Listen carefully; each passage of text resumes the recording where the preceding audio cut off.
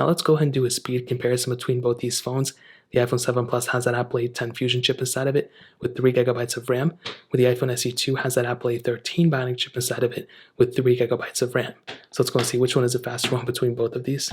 Okay, now that we're back, let me go and clear the apps in the background. And as you can see, the iPhone 7 Plus had none. So let's get into it. Let's do phone calls, 3, 2, 1.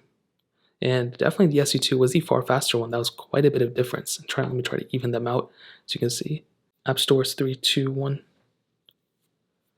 And a little bit of a pop-up here on the SE2. For some reason, I have no idea why that happened. The 7 Plus, I guess, a little bit behind it in a way. I'm not really too sure what to make of that one. Camera, 3, 2, 1. I think the SE2 was a little bit faster there. Clock, 3, 2, 1. And of course, I messed it up there, so let me load that up in the background. And let's go ahead and get into these third-party apps as always. Let's do Facebook, 3, 2, 1. And as you can see, a little bit of a pop-up here, I guess, but maybe the iPhone SE2 is still going to win. Twitter, 3, 2, 1. SE2 is faster, 7 Plus a little bit behind. Let's do Snake versus Blocks, 3, 2, 1.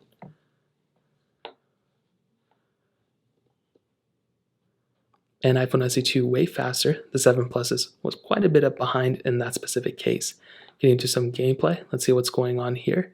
You can pretty much see what's going on there. I'm pretty sure the iPhone SE2 is the faster one. Let's go and do Quizlet, 3, 2, 1. And iPhone SE2 again is the faster one. Hopping out of this one, let's do Temple Run 2, 3, 2, 1.